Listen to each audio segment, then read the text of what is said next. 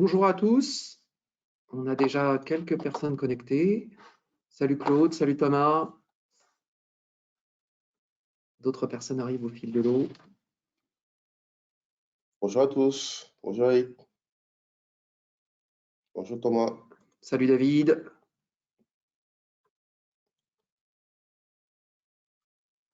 On va se donner quelques minutes avant d'attaquer pour donner le temps à chacun de se connecter correctement.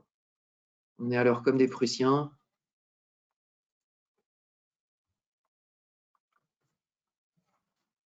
J'aurais pu mettre une chemise quand même. Hein. Voilà, l'autre il s'amène avec le hoodie, ça fait un peu chef de start-up, tu vois, un peu à la cool, un peu à la one again.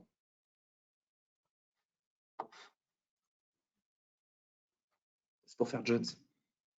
Ouais, non, mais toi, tu fais sérieux, toi. Parce qu'on était en train de commenter le fait que ça faisait un peu SAV des émissions. Comment le Fred? Voilà. Ah, non. Ça fait déjà Fred, il y a déjà un Fred, ça correspond. Prochain coup, on fera des sketchs.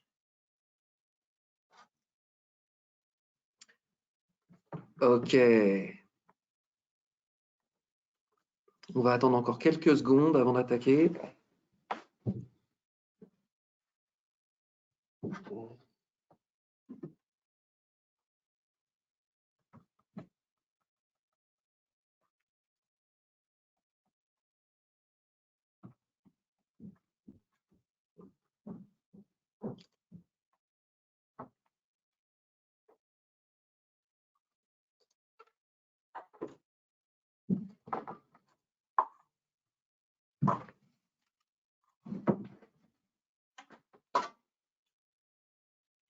Voilà, on est rejoint par du public supplémentaire. On va pousser nos petites affaires.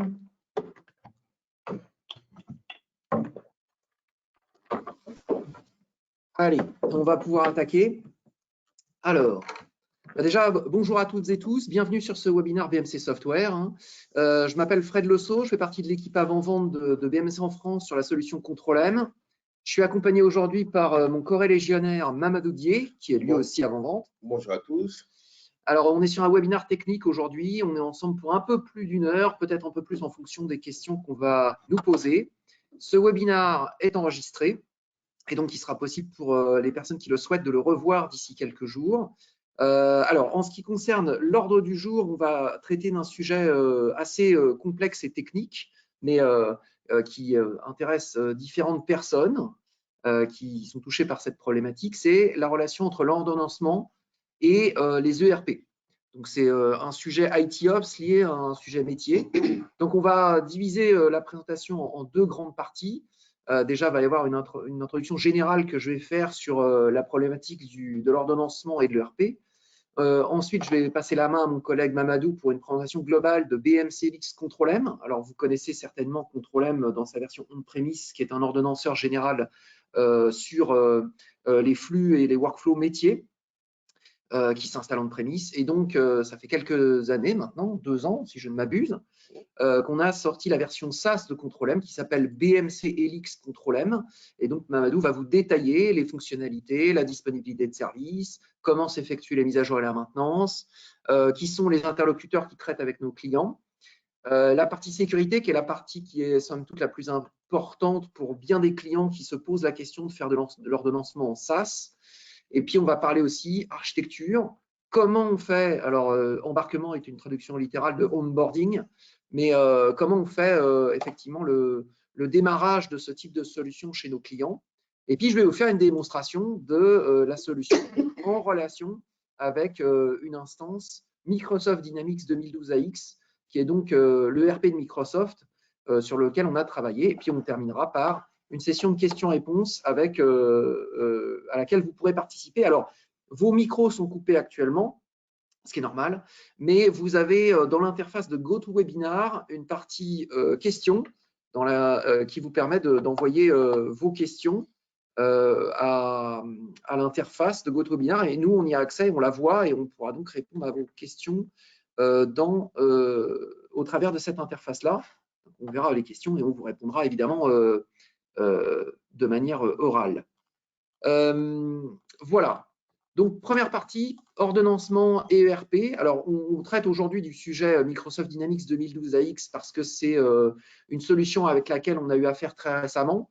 Mais la relation entre Control M et l'ordonnancement de manière générale et les ERP est un sujet que je dirais que c'est vieux comme le monde. La problématique est très simple à comprendre. C'est que les solutions métiers en général disposent d'un ordonnanceur interne, mais qui est extrêmement basique. On va revenir là-dessus. Et puis, les enjeux de workflow métier dans les entreprises sont des enjeux multiplateformes et multi-applications. Et donc, l'ordonnancement interne des ERP est trop limité pour pouvoir faire quelque chose d'efficace.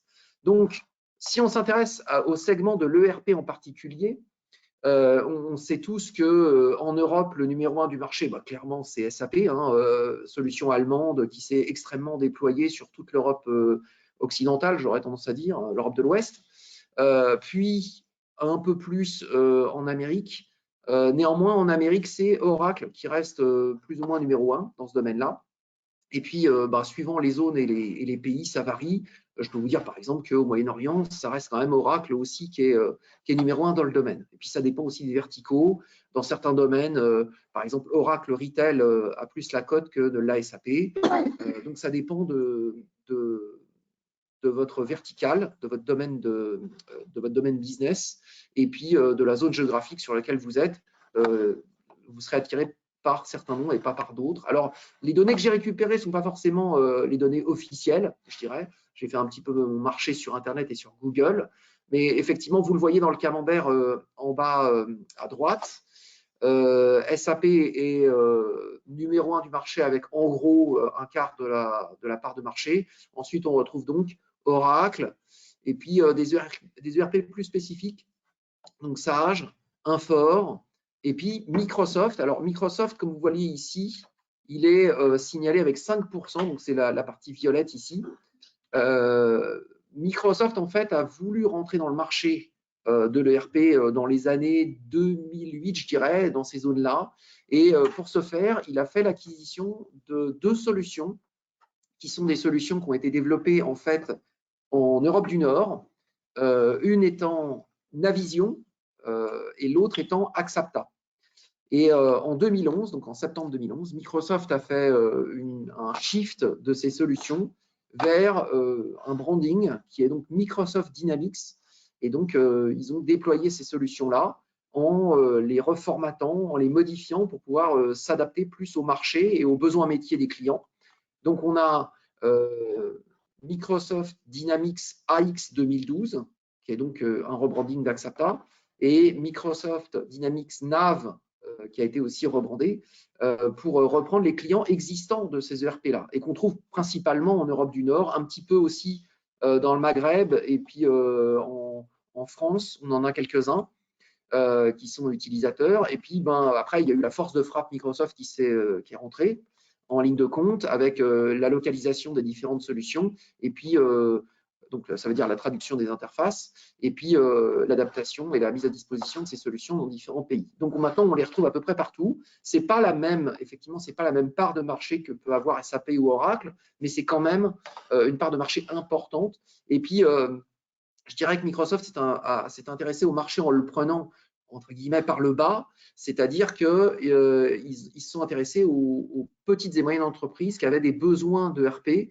et d'industrialisation de leur système.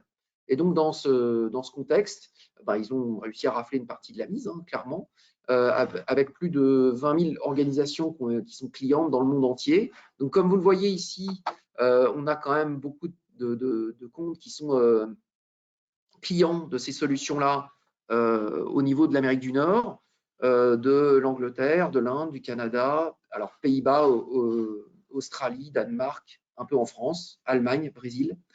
Et donc, c'est une solution qui est toujours vendue et qui marche toujours très bien, notamment parce que Microsoft a fait un virage à un moment donné et qu'ils ont adapté cette solution sous un autre branding, qui est donc Microsoft Dynamics 365, qui est utilisé de manière plus proéminente maintenant que ça ne l'était avant, enfin, comparativement à Navision et Axapta, bien évidemment.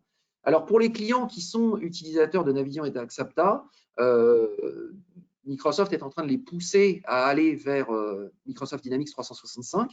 La migration n'est pas toujours évidente, elle est même très complexe, j'oserais dire, parce qu'il y a beaucoup de spécifiques et de développements qui ont été faits dans ce contexte-là.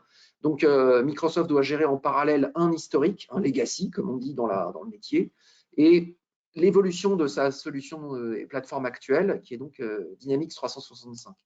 Donc, certains clients ont des désirs d'évolution, ou des devoirs d'évolution, j'aurais tendance à dire. Et puis, la problématique de l'ordonnancement, bah, elle est toujours très simple et très claire. C'est que dans Dynamics, il y a un scheduler qui est très basique, comme je le disais tout à l'heure, avec des capacités qui sont proches de ce que peut proposer un crontab ou un WinAT, un Windows Task Scheduler.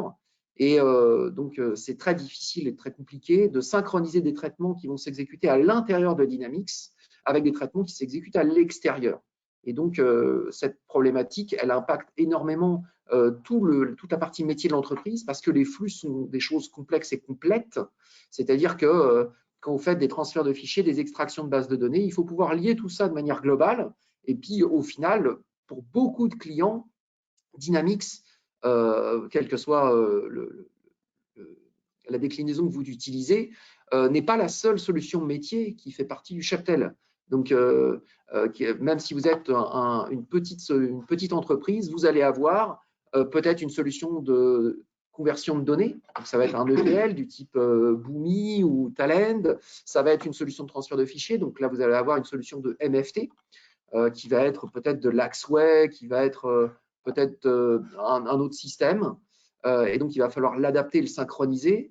Vous allez avoir des processus qui vont être purement du scripting. Donc, vous allez avoir du PowerShell qui va tourner à droite à gauche, peut-être même du Bash Linux. Et il va falloir le synchroniser avec du Dynamics au milieu et se débrouiller pour que votre système, de manière globale, soit capable de détecter, de faire un démarrage, de faire une exécution qui est dite synchrone, c'est-à-dire que le temps d'écoulement du traitement à l'intérieur de Dynamics ou des diverses solutions tierces soit équivalent soit pris en compte dans sa durée globale, que ce ne soit pas asynchrone. C'est-à-dire qu'on donne juste le déclenchement et le système rend la main tout de suite. Donc là, il faut donc faire un déclenchement synchrone. Et quand le déclenchement se termine, on soit capable de récupérer d'une part le code retour, qui est la preuve que l'exécution s'est faite correctement ou incorrectement, et qu'on puisse en plus récupérer une sys-out, c'est-à-dire une preuve de la bonne exécution, c'est-à-dire une trace de l'exécution d'un point de vue système qui remonte à un minimum d'informations pour qu'en cas de problème, on puisse faire des opérations de correction et qu'on puisse relancer le traitement. Donc là, j'ai sur l'écran une vue globale qui inclut aussi le BI et la notification d'un utilisateur. Donc, oui, ça, c'est ce qu'on appelle une interface, c'est du standard. On va extraire de la donnée, la convertir, la retransférer, la compresser, peut-être l'envoyer dans une autre base de données, la retransférer en sortie de Dynamics, puis enfin en tirer un reporting, par exemple la liste des facturations du jour, et enfin notifier l'utilisateur que son BI est sorti. Donc, si vous utilisez uniquement le scheduler interne de Dynamics, ça va être un peu difficile de faire toutes ces synchronisations de manière globale. Et donc, dans ce contexte, BMC propose BMC LX Control M pour pouvoir faire tout ce travail. Donc, à ce niveau, je vais passer la main à mon collaborateur Mamadou qui va vous expliquer comment ça fonctionne. Merci Fred pour la transition. Donc, à ce titre, je vais introduire la solution SaaS de BMC Control M qui s'appelle BMC LX Control M, qui a vu le jour en décembre 2020, donc 2 ans maintenant, et qui est basée sur la dernière version de Control M, à savoir la version 9.20, que beaucoup de clients ont installé et qui l'utilisent en production on-premise. Donc, qui dit ça, c'est une nouvelle offre de tarification et le lancement a été en go live fin décembre et il y a des clients qui ont adopté. Alors, parlons de l'offre SaaS, on va décliner les fonctionnalités que beaucoup de clients souhaitent, à savoir avoir une solution de scheduling avec tout ce qui est planification, donc la matière de créer tout ce qui est tâches, gérer, la supervision et d'autres outils additionnels comme le déploiement des agents, tout en mode web. Donc, pas d'aiguille à installer, tout se passe en mode web avec du HTML5.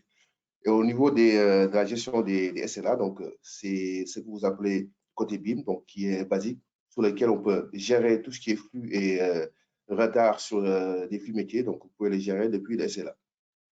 Au niveau des plugins ou application pack, selon les écoles, vous avez des templates qui vous permettent de pouvoir interférer avec d'autres applications de type database, notamment tout ce qui est MS SQL, Oracle, des plugins côté cloud, Azure, Amazon, et même GCP, via ce qu'on appelle Application Integrator, qui permet de templatiser certaines interconnexions avec différentes applications. Toujours, vous avez la fonctionnalité clé que beaucoup utilisent au quotidien, dans le sens où vous avez le file transfert qui, d'après certains chiffres que j'ai pu regarder, représente 20% de la production. Donc, autant avoir une solution transverse qui gère le tout que d'avoir plusieurs solutions pour faire la transversalité de ce que vous faites au quotidien. Sans compter notamment tout ce qui est ERP, dont les SAP et Dynamics, qui sont dans les applications PAC. En termes de développement, donc, on parle pas mal de DevOps, donc offrir des fonctionnalités clés à nos avis développeurs ou ceux qui sont dans le DevOps avec ce qu'on appelle Application Integrator, qui est un portail qui leur permet de pouvoir créer eux-mêmes des templates via des applications cibles, dites maison, ou bien des applications qui leur sont propres.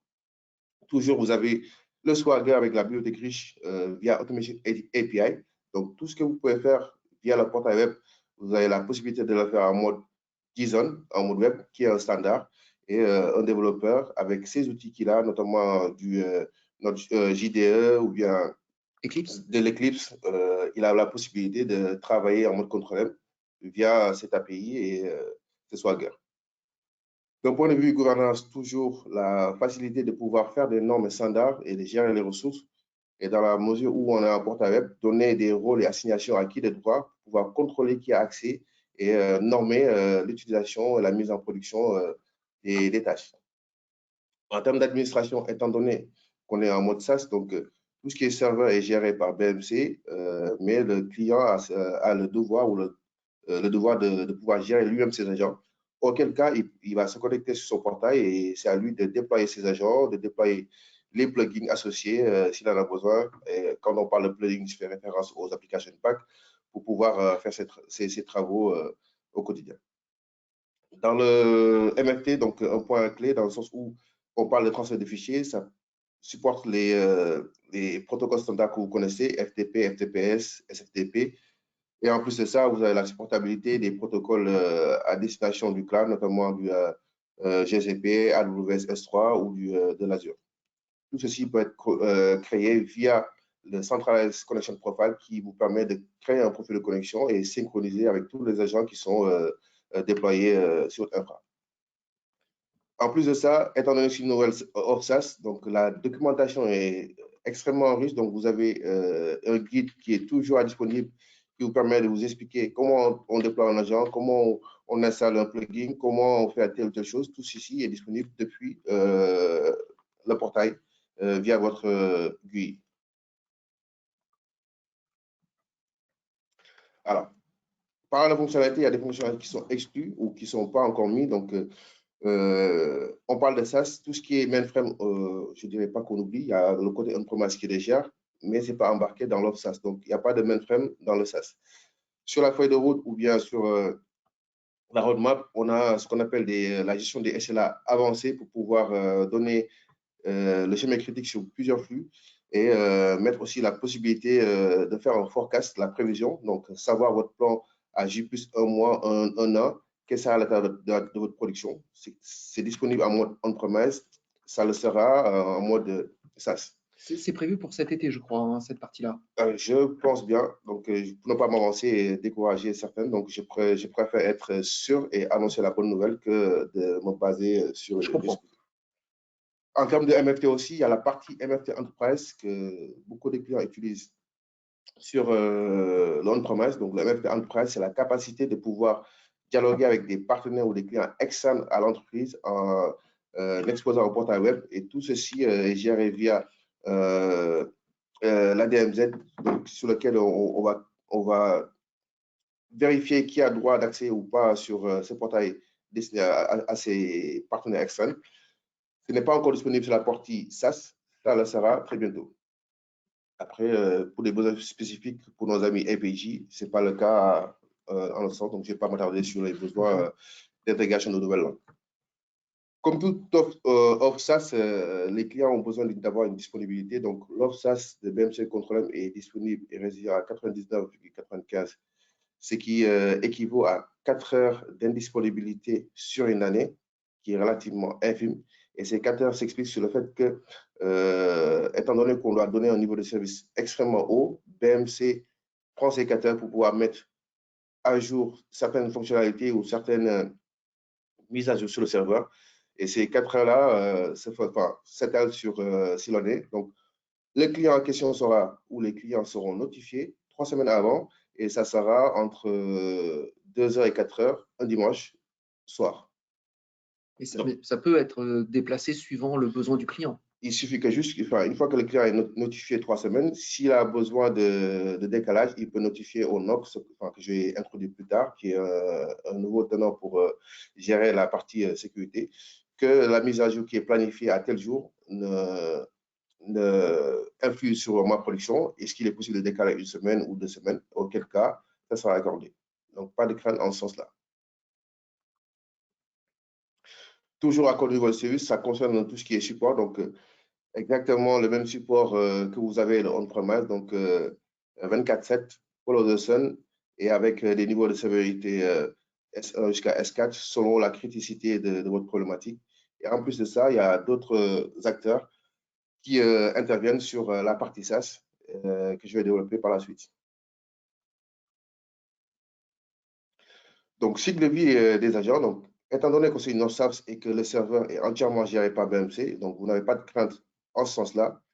Par contre, le client ou les clients se doivent de gérer et de maintenir les agents qu'ils déploient sur leur SaaS. La durée de vie d'un agent depuis sa sortie est de 18 mois. Donc, le client sera notifié des éventuelles mises à jour ou d'évolution de l'agent. Il peut ou pas mettre à jour, mais il est mandatory qu'un agent qui passe le délai des mises à jour de 18 mois sera déprécié. Donc, à vous, monsieur le client ou monsieur les clients, de mettre à jour, de maintenir vos agents, et le déploiement se fera de manière automatisée. Donc, pas de souci sur le fait que ça va décaler le job parce que c'est transparent à l'utilisateur. Mais sachez que à tout moment qu'un agent est disponible, vous avez l'explication, les ajouts de fonctionnalités, et libre à vous aussi de voir, selon le timing qui vous est accordé, de mettre à jour ces agents-là. Tout à l'heure, je parlais d'autres acteurs additionnels sur le support. Traditionnellement, vous avez les personnes qui sont en bloc orange que vous avez sur on-premise, la R&D pour des problèmes très critiques, le L2 support, le L3 support. Et vous, vous êtes au centre. Donc, on travaille pour vous. Vous êtes, on vous assiste à tout moment, peu importe vos langues. En plus de ça, étant donné qu'on est sur un mode SaaS, il y a d'autres acteurs qui s'ajoutent, à savoir ceux qui sont en bas en mode bleu, à savoir les ingénieurs DevOps pour tout ce qui est partie API et autres. Les NOC, c'est le Network Operating Center qui gère tout ce qui est flux réseau, et les SRE pour tout ce qui est reliability, comme on dit, je ne connais pas le mot en français, mais la disponibilité de vos serveurs en mode SaaS. Et vous pouvez dialoguer avec toutes ces personnes si besoin en est. Ça, tu vois? Je suis dessus. Voilà, ça met un peu de temps. Merci. Pour tout ce qui est NOC, donc, il existe une page Internet qui s'appelle le Trust Page, donc, dans le sens où, une fois le client est dans leur SaaS, il a la possibilité d'avoir une visibilité sur tous les plans de maintenance associés au serveur. Et en plus d'être notifié par email, donc il peut traquer et suivre l'évolution de ses tenantes, auquel cas il peut savoir si j'ai 2, 3 tenantes, est-ce qu'il y a des plans de maintenance qui seront faits, quel jour, et auquel cas gérer avec le NOC pour pouvoir avancer ou pas. Donc, en plus d'avoir des mails qui peuvent passer à la trappe, vous avez une page web qui vous donne tout le statut des tenantes de bout en bout avec des codes couleurs vert, orange et rouge, donc vous savez ce qu'il en est. Oui, c'est cette page qui permet au client de savoir si, en cas d'indisponibilité de l'interface, par exemple web, le problème vient de chez lui ou vient du côté du tenant, en fait. Exactement. C'est une interface de supervision. Ça prend un peu de temps de mon côté. Le réseau bon, est un peu… Je ne sais pas si ça sera… Ouais, c'est bon. Je préfère arrêter. Donc. Alors, parlons de sécurité et isolation. Donc, on parle de SaaS. Donc, beaucoup de clients se posent la question, qu'est-ce qu'il en est sur l'offre SaaS? Donc, sachez que le serveur Control-M est hautement sécurisé sur le mode SaaS parce que on a mis en partenariat avec Amazon beaucoup de couches de sécurité, notamment, disons, 5. Et en plus de ça, le client peut lui-même ramener son IDP, Identity Provider, pour pouvoir rajouter des sécurités en plus. La connectivité des agents et des serveurs se fera via du pooling en mode SQS, donc SQL Queue Services, et sur lesquels les flux vont recharger, donc plus de ports 7005, 7006 que vous connaissez pour la connexion entre l'agent et le serveur. Parlant de sécurité, il y a un slide qui arrive. Je ne sais pas si je préfère attendre un peu. Il est affiché, mais pas de mon côté. Donc, c'est bon, c'est bon. OK, merci. Donc, parlant de couche de sécurité, donc en bleu, c'est vous, le client. Donc, vous avez 3 méthodes d'accès à votre infra, soit via le portail web sur lequel vous avez vos logins mot de passe, soit en mode API, en mode Automation API pour pouvoir attaquer votre tenant via des tokens, ou bien la communication avec des agents via le port, via le JWT token pour pouvoir accéder à votre tenant au niveau de votre infra. Et une fois connecté, vous passerez par ces 5 défenses de sécurité, notamment la première ligne de défense, c'est le WAF, donc pour gérer tout ce qui est DDoS, parce qu'il y en a qui essaient de saboter si jamais ils ont signifié des choses, essaient de saboter. Donc, il y a la DDoS qui est la première ligne de défense. Par la suite, s'ajoute le CloudFront et le Edge qui, lui, va placer des tokens et isoler certains trafics pour pouvoir vérifier avec les JW tokens pour voir est-ce que cette connexion est en train de sécuriser ou pas. Une fois ceci fait, on attaque la partie authentification via des services de sécurité, notamment le Calico côté AWS, qui est de base fourni là-dessus, ou bien votre IDP qui se connectera via du SML2 avec ses protocole de sécurité ou ces services, non pas protocole, mais services côté AWS. Une fois ceci fait, vous passerez à l'isolation au niveau de votre namespace parce que pour chaque client, il a, disons, VPC, donc une Virtual Private Network qui lui est dédiée, sur laquelle il pourra créer ces réseaux. Et enfin, vous allez accéder à la partie de l'application de contrôleur en ce sens-là.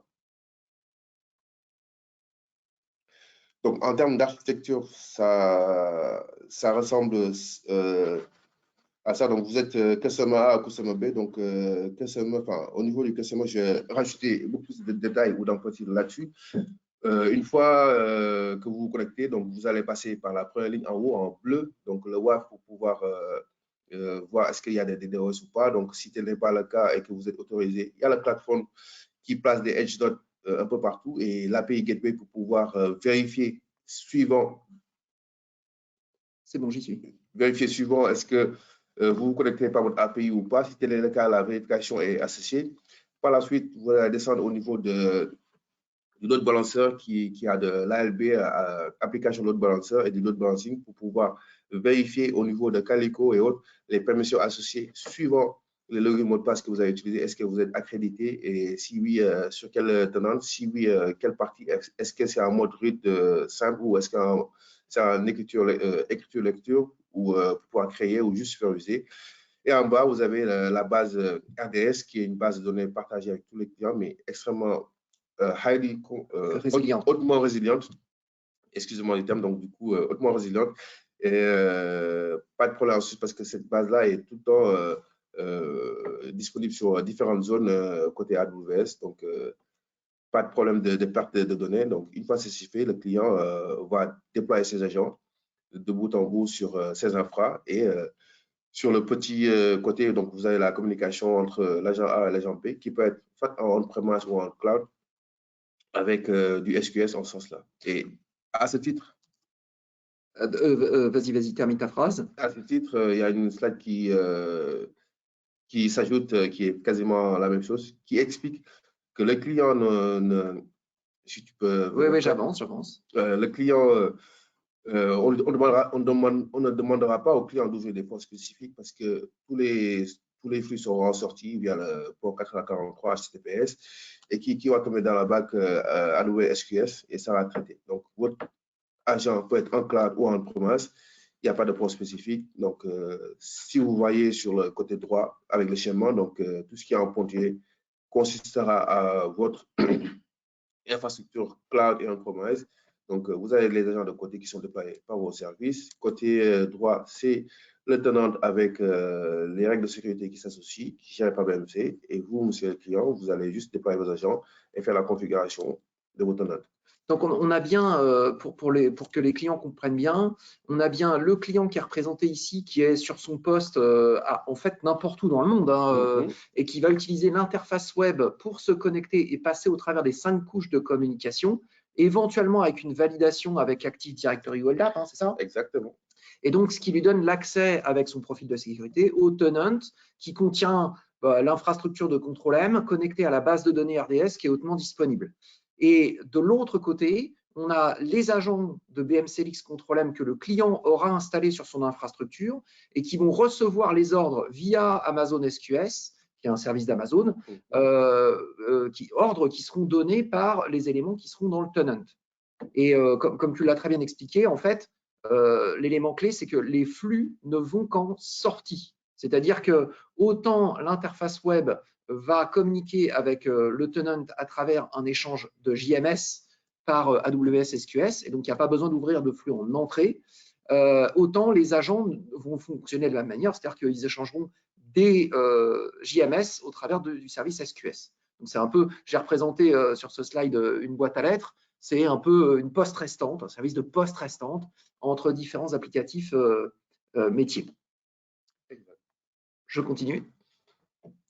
Alors, atterrir à la page, OK, tout est beau, tout est rose, mais comment on fait pour l'OPSAS? Donc, dans un premier temps, le client va discuter avec le commercial BMC et puis, une fois qu'on a validé, il va faire la réservation au niveau du portail et une fois que tout est légalement fait et financièrement fait, il a ces informations. Donc, une fois que l'information est donnée, donc il y a un ticket qui est créé et qui est géré par le NOC, donc la partie qui s'occupe du serveur. Donc, ils vont créer les tenantes, gérer la partie sécurité et envoyer tous les éléments au client qui s'est déjà connecté.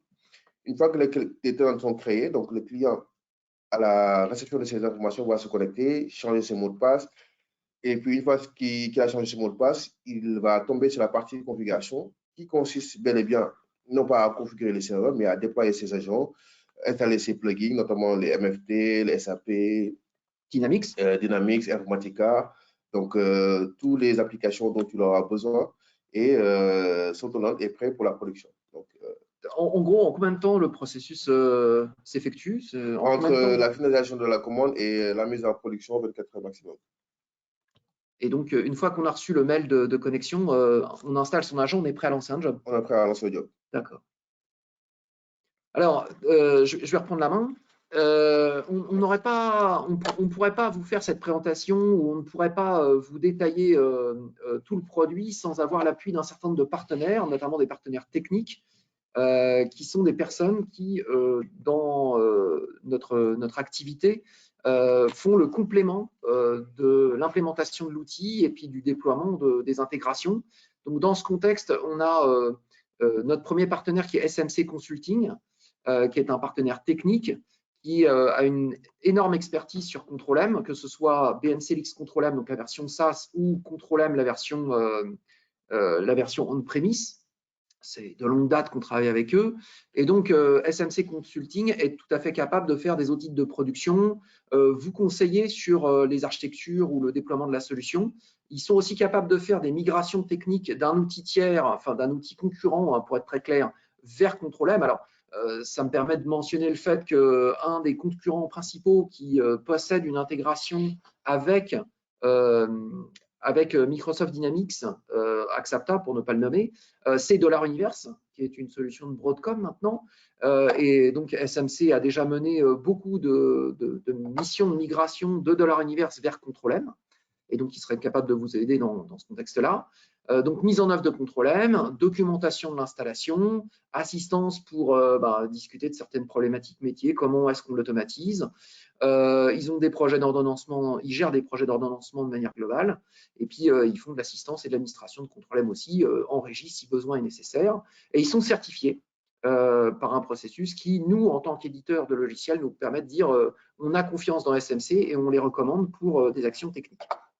Autre partenaire qui nous a beaucoup aidé pour le coup dans le développement de l'intégration avec Microsoft Dynamics 2012, c'est ERP Mindset, qui pour le coup, eux, n'ont pas forcément d'expertise sur BMCLX Control-M ou sur Control-M de manière générale, mais ils ont de l'expertise sur toute l'offre Dynamics, et donc ils sont certifiés Microsoft, donc ils connaissent tout l'environnement de l'ERP de Microsoft, que ce soit Dynamics 365, AX 2012 et aussi Navision. Donc, c'est des partenaires de longue date avec ces offres-là. Ils sont capables de faire de la régie et des missions de migration pour aller de AX vers 365. Ils ont déjà fait ce type de mission chez moult clients et ils sont capables de comprendre le fonctionnement de ce que vous faites aujourd'hui dans votre ERP pour pouvoir l'adapter vers l'ERP Dynamics 365 tel que déployé aujourd'hui par Microsoft. Alors, vous avez tout à fait la possibilité de prendre contact avec ces deux partenaires, autant SMC que ERP Mindset. Donc, ERP et Mindset, vous avez l'email qui s'affiche à l'écran, ou alors vous pouvez prendre contact avec nous. On renverra vos questions et vos demandes vers eux. Il y a aussi une page internet, bien sûr. Donc, une fois de plus, ERP Mindset est capable de vous assister dans toutes vos missions connectées à l'offre Dynamics de manière générale. Et ils ont des ressources techniques qui nous ont aidés, notamment, à faire l'intégration que je vais vous présenter. Et donc, ça va nous permettre d'aller vers la démonstration. J'ai évidemment, pour vous faire la démonstration que je vais vous présenter, un environnement Dynamics complet. Et donc, vous reconnaissez Microsoft Dynamics 2012 pour ceux qui le connaissent. Donc, c'est l'ERP que je vous présente actuellement. Donc, je suis dans une machine 2012 R2 qui est stockée sur AWS d'ailleurs. Donc, ça, c'est l'interface globale générale de Dynamics. Il n'y a rien de spécifique. C'est un Dynamics qui a été installé entre guillemets tout nu, mais qui permet de vous montrer à quoi ça ressemble. Donc, effectivement, c'est un peu vieux jeu maintenant. Je dirais que Dynamics 365 est un peu plus développé en termes de look and feel, mais néanmoins, c'est l'interface principale de plein d'entreprises. Et vous reconnaissez les éléments clés d'une solution métier standard, c'est-à-dire que ça va permettre de gérer la facturation, la finance, la comptabilité. L'intérêt de l'ERP et la promesse de l'ERP de manière générale, c'est que ça va vous permettre de faire une gestion centralisée de tout ce qui est métier et d'avoir autant le CRM, la gestion des flux, la gestion du stockage, de tout ce que vous faites, de manière à avoir tout de manière intégrée dans la même interface. Évidemment, il faut développer ces interfaces pour qu'elles s'adaptent à votre besoin métier spécifique.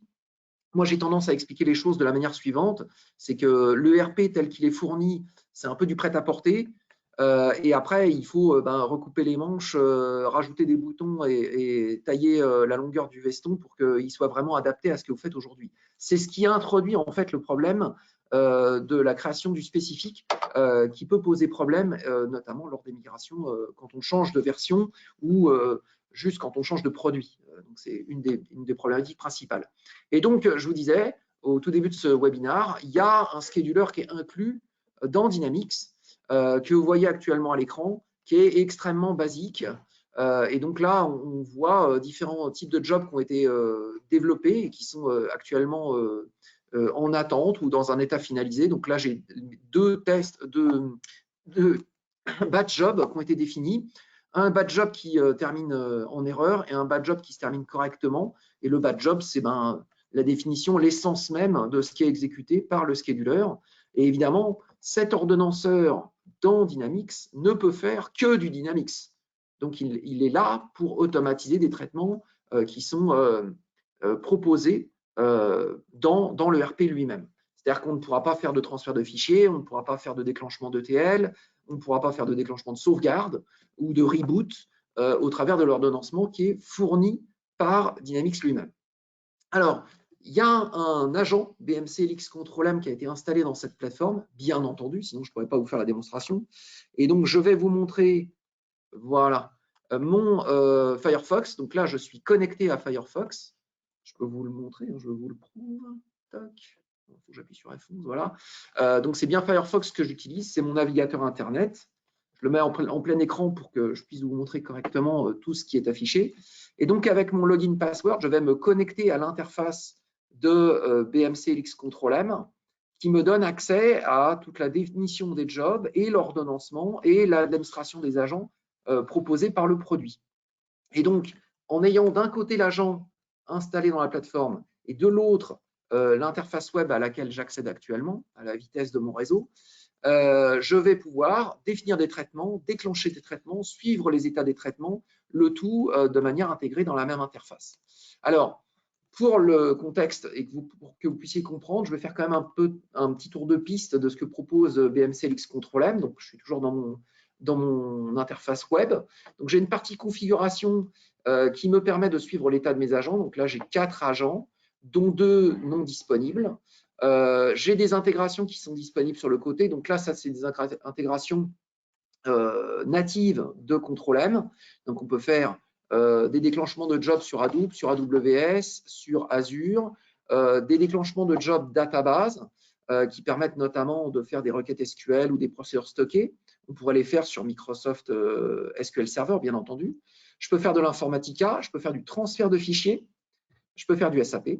Et puis, j'ai un certain nombre d'intégrations complémentaires qui ont été installées qui permettent, par exemple, de faire de l'Azure Data Factory. Donc, si vous êtes un gros client Microsoft et que vous avez aussi de l'Azure et que vous avez en plus du Dynamics, on pourrait lier les exécutions dans des workflows complets avec de l'Azure Data Factory, avec du Dynamics, avec du transfert de fichiers, avec de l'Azure Blob Storage pour faire un flux global qui permette de lier tous ces éléments-là. Et donc, l'élément clé aussi qui est important à comprendre, et là-dessus, on est peut-être passé un peu vite, mais je le répète, l'idée, c'est de faire des flux qui soient cross-plateforme, mais qui soient aussi cross-application. Donc, ça veut dire concrètement qu'on va avoir, en termes de développement, des flux qui vont être affichés sur l'écran de planning. Donc, ça veut dire le développement des jobs.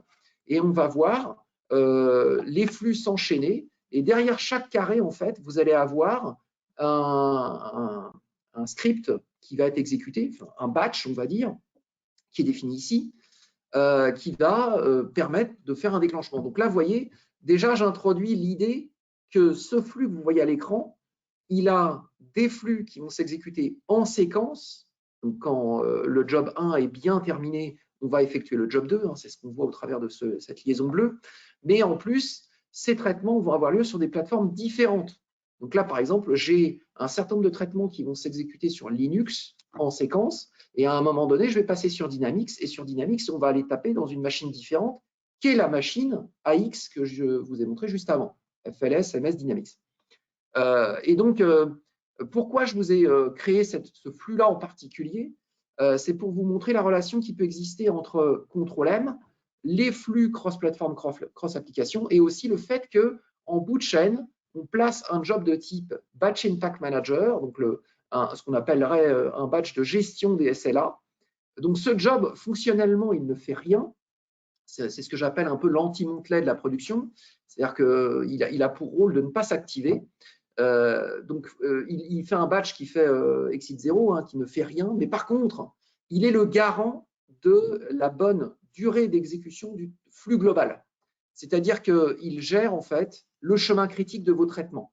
Donc, si je reprends, quand je vais déclencher ce traitement, vous allez le voir, les jobs vont changer de couleur. Donc, ça veut dire que je vais passer en cours. Après, en cours, le job s'exécute bien, le job passe en vert, et ainsi de suite, et ainsi de suite. Et le fameux job de gestion du SLA qui est en bout de chaîne, il a pour rôle de vous remonter une alarme si le job, dans sa globalité, dure trop longtemps.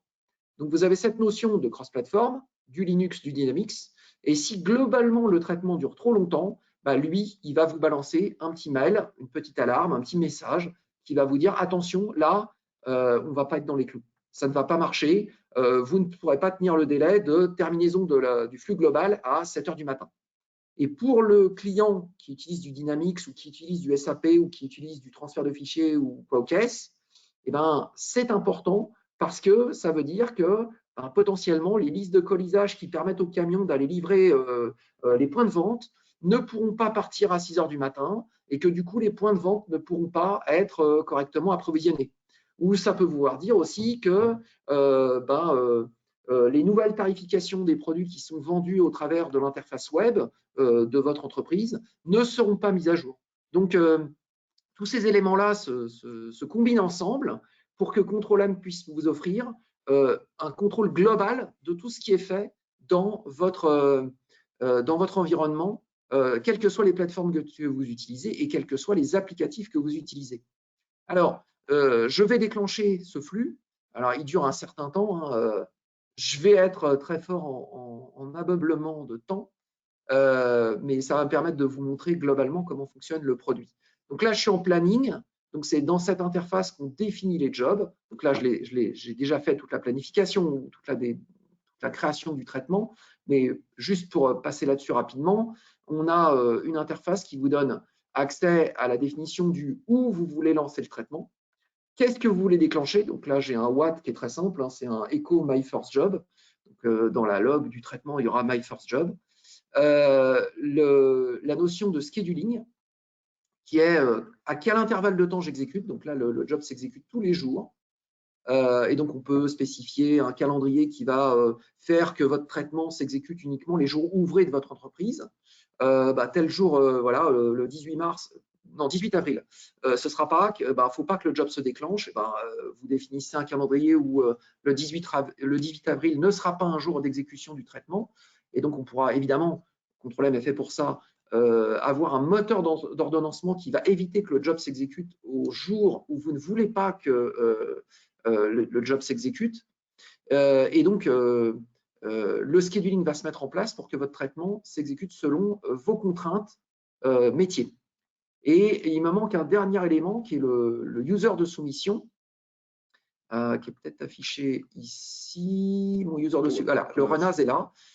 Donc, le run-as, c'est le user de soumission du traitement. Donc, ça, c'est pour un job qui s'exécute sur Linux.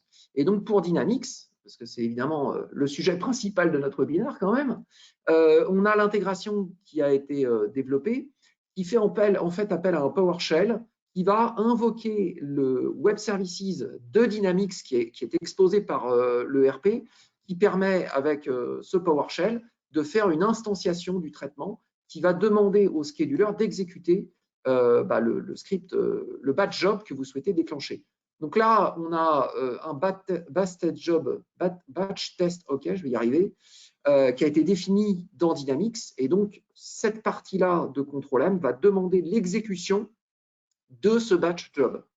Et le script a été pondu de telle manière à ce que le job se déclenche, on récupère la log, on récupère tous les éléments qui permettent de faire l'analyse de l'exécution et de mettre le job vert ou rouge suivant la situation. Et donc, on sait que les utilisateurs de $Universe, notamment s'ils utilisent l'intégration Dynamics, ils peuvent avoir le désir d'utiliser soit le nom du batch job, soit le rec ID, qui est un peu une fiche d'immatriculation interne du traitement. Et donc, le script a été décliné en deux versions, une pour utiliser le nom du batch job et une pour utiliser le rec ID. Donc là-dessus, on a une couverture globale de toutes les possibilités de déclenchement. Donc, ça, c'était pour les définitions du traitement. Je vais aller jeter un coup d'œil en monitoring. Et dans le monitoring, je vais avoir accès à ce qu'on appelle les viewpoints, qui me permettent d'avoir exactement ce qui est l'état de mes traitements en temps réel. Donc là, vous voyez, j'ai un job qui est en rose. Pour Control-M, ça a une signification bien spéciale, qui est le fait que le job est en attente d'une validation humaine. Alors, j'ai fait exprès, hein, c'est pour me permettre de vous montrer au fur et à mesure comment les choses se déclenchent. Donc, je vais, depuis l'interface web, demander la confirmation du traitement. Donc, ça veut dire que là, je demande officiellement à Control-M de déclencher le traitement. Donc, comme l'a très bien expliqué Mamadou, il y a un échange de JMS qui se fait par le service SQS d'Amazon qui fait que l'action que je viens de faire avec le clic droit envoie un message JMS vers SQS qui est lu par mon tenant, qui comprend que j'ai envie de déclencher le traitement, je confirme l'exécution du traitement, et là, à partir de là, mes traitements ont lieu. Alors, dans ce flux qui a été développé, j'utilise certaines fonctionnalités spécifiques du produit, notamment le fait que quand on utilise des jobs en parallèle, donc voilà, j'ai 3 jobs qui s'exécutent en parallèle, on n'a peut-être pas envie que tout se déclenche à la fois. On peut le faire, mais on n'a peut-être pas envie que tout se déclenche en même temps. Et donc là, j'ai mis ce qu'on appelle des ressources logiques dans mes traitements qui vont faire que je n'aurai qu'un seul déclenchement à la fois. Et donc là, vous voyez, mon job, quand il est bien terminé, il se termine en vert. Surprise, un code couleur intuitif. Il est en jaune quand le job s'exécute. Et donc là, vous avez des temporisations qui ont été mises dans les traitements. Notamment, je vais avoir des slips de 20 secondes. Donc, dans le langage Linux, ça veut dire que le traitement attend 20 secondes avant de se valider. Et quand il est en bleu, donc là, c'était juste avant, ça veut dire que le job est mis dans une file d'attente et qu'il attend que la ressource logique se libère pour se déclencher. Donc, ça veut dire que si vous avez dans Dynamics des ressources CPU ou mémoire qui sont limitées, eh bien, on va limiter aussi le nombre d'exécutions en parallèle au travers du fonctionnement de Control-M de manière à ne pas surcharger la machine et faire les choses de manière intelligente. Donc, pour tout ce qui est répartition de charges, Control-M vous offre tous les moyens nécessaires de faire les choses intelligemment. Autre élément, c'est l'idée qu'on déclenche le job Dynamics. Donc là, vous voyez, mon job est passé en jaune. Donc, quand je vais aller dans l'interface de Dynamics, voilà, vous allez voir, quand je vais rafraîchir le batch job, ici, je vais faire F5 pour rafraîchir l'état. Là, la dernière fois que j'ai déclenché, c'était hier pour faire un test. Aujourd'hui, on est le 10. Là, vous voyez, l'affichage est au 9 à midi 21. Ça, c'était hier quand j'ai fait mon test. Je rafraîchis. Et là, vous voyez instantanément, le job est en cours d'exécution, il est executing, à 10h21, donc ça c'est l'heure du serveur, hein, il est un peu plus tard actuellement sur notre time zone, et on est bien le 10 mars. Donc ce statut executing va durer autant de temps que mon traitement s'exécute dans Dynamics, et ce traitement va se refléter, cette durée de traitement va se refléter au niveau du maintien dans la couleur jaune de mes traitements ici. Pendant ce temps-là, mon flux continue. Il y a d'autres traitements qui s'exécutent sur Linux. Donc là, j'ai eu un traitement qui s'est exécuté en parallèle des autres traitements sur mon Linux. Là, j'ai un job qui dure franchement plus longtemps, pareil, sur le même Linux. Ça doit durer, je dois faire un slip de 120 secondes. Et puis bon, là, ce traitement se termine. Et puis, ce qui est important, c'est ce qui se passe tout autour. Donc, on va faire un petit tour rapide pendant que mes jobs Dynamics continuent. Ici, j'ai la gestion des transferts de fichiers qui est aussi disponible. Donc, je ne l'ai pas inclus dans mon flux, mais si je le souhaite, je peux voir quels sont les fichiers déclenchés et récupérés par Control-M. Peut-être j'ai du TXT qui est disponible. Voilà. Là, j'ai des fichiers qui ont été transférés par d'autres personnes. Donc là, c'est sur du S3. Ça peut être de loin en loin. La partie MFT de Control-M est très, très complète et on peut même faire le support des chemins UNC si vous êtes amateur de partage Windows. Et on peut transférer des fichiers d'un point à un autre. On peut aller chercher des fichiers sur S3, sur GCP ou sur Azure pour aller les mettre dans un serveur Windows, Linux ou à travers un partage UNC. Et on peut voir quel est le job qui a fait le boulot, comment s'est passé le transfert du fichier. Donc là, vous avez tous les détails, de manière à avoir une gestion intelligente du transfert de fichiers. De la même manière, si je vais dans Tools, je vous parlais tout à l'heure de contraintes calendaires. Voilà, vous avez accès à des calendriers. Donc là, vous avez même une petite explication avec une vidéo en anglais sur le fonctionnement des calendriers dans Control-M. Mais là, vous avez un certain nombre de calendriers qui ont été déjà développés et qui vous montrent que quand on crée des fichiers, quand on crée des jobs, on peut leur adjoindre des contraintes temporelles qui sont liées au calendrier que vous aurez défini. On a des événements qui permettent de gérer la relation entre les traitements. On a des ressources. Donc là, je vous disais tout à l'heure que j'ai créé des ressources pool. C'est pour limiter la quantité de jobs en parallèle. Donc là, Control-M vous affiche en temps réel l'état des ressources disponibles et les ressources qui sont prises et celles qui sont disponibles. Donc là, mes contraintes étant dépassées, mon jeton est disponible. Mais je pourrais avoir plus de jetons. Par exemple, quand vous faites des sauvegardes, vous n'avez peut-être pas forcément autant de lecteurs de sauvegarde parallèles que vous le souhaitez, donc on peut limiter le nombre de sauvegardes en parallèle. Qu'est-ce que j'ai d'autre? J'ai des variables qui peuvent être partagées, donc je peux extraire des données d'un job control M qui apparaissent dans l'output, et je peux à ce moment-là partager cette variable entre différents job control M qui s'exécutent sur différentes machines, ce qui permet de faire des choses absolument considérables en termes de possibilités. J'ai les sites standards, donc ça aussi c'est une fonctionnalité extrêmement importante quand on veut industrialiser sa production.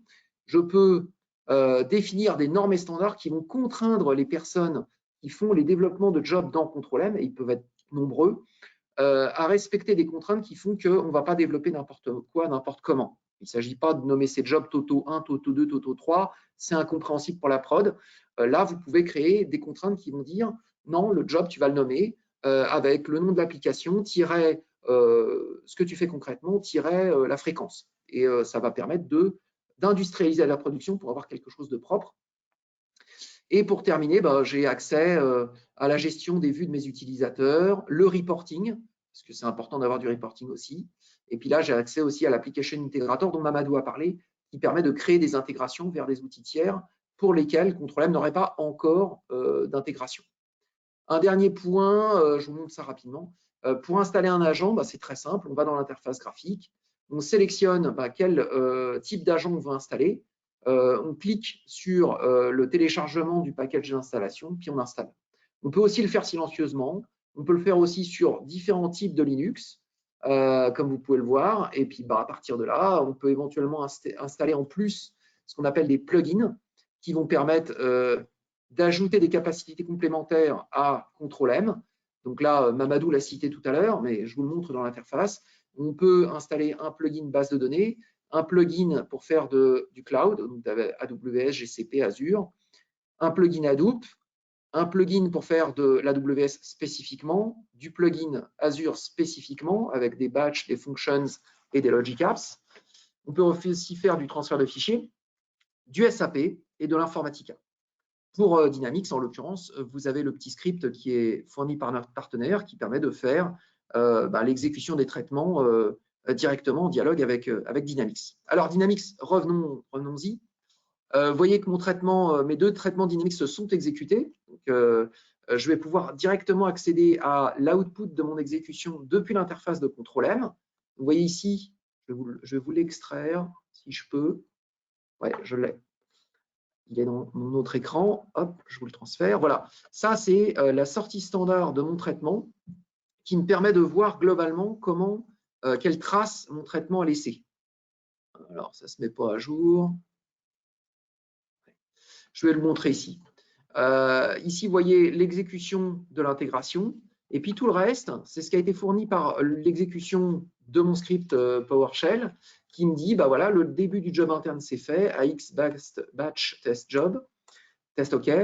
L'exit code 4, fin du script, statut du job est terminé. Donc ça signifie bien que ce qui s'est passé au sein de Dynamics s'est bien déroulé et qu'on a une validation de votre batch job correct. Par contre, vous le voyez ici, mon Dynamics job KO s'est incidenté. Et donc là, le message va être légèrement différent. Donc, on a bien eu un déclenchement qui s'est bien produit. Par contre, on a un exit code 3 qui est bien affiché ici. Et puis, on a un fin de script qui est incorrect. Et puis, on doit aller, évidemment, dans AX, valider la trace qui a été produite et qui montre qu'il y a eu un problème. Et donc, dans ce contexte, vous voyez que mon job SLA, il ne peut pas s'exécuter. Mais par contre, ici, dans l'interface de Control M, j'ai ce qu'on appelle les alertes qui me permet de voir en direct, c'est ça qui est suivi par la prod, de voir en direct ce qui se passe concrètement et qui permet d'avoir une vue globale de ce qui s'exécute. Donc ici, vous voyez, parmi mes principales informations, j'ai une alerte qui vient du SLA et qui dit bien que le FLS SLA Job 99 a un problème d'exécution parce que j'ai un job problématique sur le chemin critique, le job est planté, et le job en question, c'est FLS Dynamics Job KO. Donc, ça veut dire qu'on ne va pas respecter le SLA et qu'on aura un problème d'exécution du traitement métier. Donc, ça veut dire quoi? Ça veut dire que quand on est dans la prod et qu'on a ce type de problématique-là, on reçoit l'alarme. Alors, en plus, j'ai un mail qui m'a été envoyé. Je vais tenter de vous le montrer. Voilà, il m'a été envoyé ici. Voilà. Donc, j'ai bien le petit mail qui m'a été envoyé qui me dit, c'est le même message, hein, j'ai un job planté sur le service, sur le chemin critique. Donc, ça veut dire qu'il faut que je résolve cette situation de manière à respecter mon SLA. Donc là, on a plusieurs possibilités, évidemment. Dans Contrôle M, on peut relancer le job. Là, je sais d'expérience que ça ne changera rien du tout. Le job va replanter parce qu'il est fait pour planter. Par contre, ce que je peux faire, c'est corriger la situation en externe de Contrôle M directement dans Dynamics. Et pour reprendre le traitement sans avoir à relancer toute la chaîne, je peux forcer le job OK, ce qui va passer le job en vert et permettre au job de SLA de s'exécuter et de la même manière de terminer en vert aussi, ce qui me permettra de compléter la globalité de mon flux. Donc voilà, en conclusion, je vous ai fait un tour rapide de la démonstration. Vous avez création du flux, déclenchement du flux suivant vos contraintes. Donc là, j'ai fait un déclenchement manuel, mais l'idée, c'est de l'automatiser. Et puis, gestion des flux dans Dynamics 2012 AX avec une validation qu'un job planté dans AX remonte un job planté dans Contrôle M, même durée de traitement et capacité de voir la trace d'exécution directement depuis l'interface graphique et puis de corriger éventuellement le tir depuis l'interface de Contrôle M, tout en gérant les SLA, les transferts de fichiers, votre relation avec toute autre solution tierce, de manière à avoir une gestion globale de votre production depuis l'interface unique web de Contrôle M. Alors, ceci clôture la démonstration. On va pouvoir peut-être regarder vos questions. Je n'en vois pas.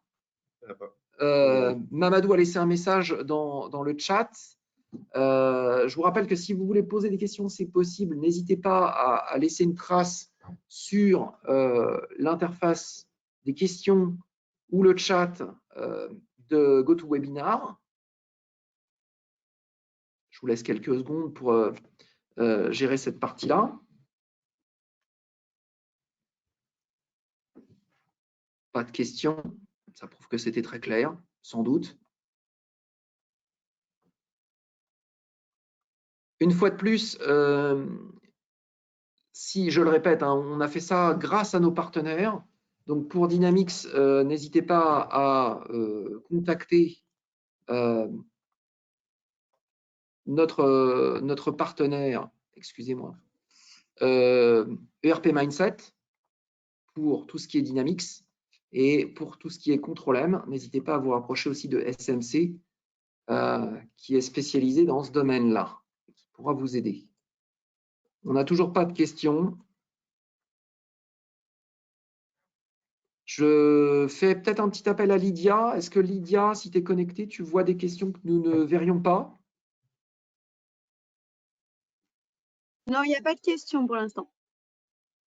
Pas de questions pour l'instant. Bon, alors on va dérouler les derniers slides. Et puis, si vous avez des questions en parallèle, n'hésitez pas à continuer à utiliser l'interface de GoToWebinar.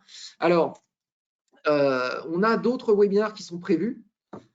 Très prochainement, on a un webinar qui va avoir lieu en juillet. Alors, ce sera un webinar, ce sera une action physique, on espère. Le Covid s'éloigne un peu, donc ça nous permet de replanifier des choses intéressantes, peut-être à la Défense directement, si vous voulez venir nous serrer la main en vrai, de nouveau.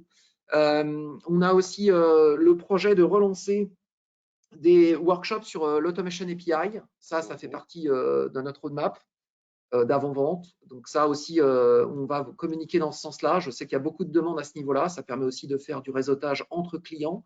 Et donc, c'est très important pour beaucoup d'utilisateurs d'une manière générale. On a aussi des articles qui sont sortis dans la presse numérique, donc des choses diverses et variées sur ce que fait BMC de manière générale. Et puis, il y a certains articles qui concernent directement Contrôle M. Donc, on a des choses qui sont sorties sur Solutions numériques, sur silicon.fr, sur ZNet et sur le journal du net. À ce niveau-là, on aura, pour toutes les personnes qui se sont inscrites à ce webinaire, les slides qui seront envoyés par mail directement. Enfin, je sais que Lydia va s'occuper de ça. vous aurez un lien qui va vous permettre de télécharger les slides. Et donc, vous aurez directement accès aux liens vers les articles qui sont affichés sur cet écran. Et évidemment, vous pourrez nous poser directement des questions si vous le souhaitez, parce qu'il n'y a toujours pas de questions qui nous sont posées dans l'interface. Pour aller un peu plus loin, donc voici l'email de Mamadou et le mien, ou alors vous pouvez directement contacter votre contact commercial habituel pour lui poser des questions, que ce soit sur l'offre BMCLX Control M, que ce soit sur ce que vous souhaitez faire sur Microsoft Dynamics AX, que ce soit Dynamics 365, Dynamics 2012 ou Navision. On sera aussi capable de forwarder les questions vers notre partenaire. Et pour les questions évidemment commerciales, voyez plutôt avec votre contact commercial qu'avec Mamadou ou moi, parce que ce n'est pas notre cœur de métier. Nous, on est plus sur les questions techniques. Voilà, on n'a toujours pas de questions, ce n'est pas très grave. N'hésitez pas à revenir vers nous. Ceci clôture notre webinaire d'aujourd'hui. Merci beaucoup de vous être connectés. On espère que ça vous a intéressé et qu'on vous retrouvera très bientôt, physiquement peut-être, pour un nouveau webinaire Control M. Et je vous souhaite à tous et toutes une excellente journée. Bonne journée à toi, Mamadou. Bonne journée à tout le monde. Merci beaucoup. Je stoppe ce webinaire. À bientôt.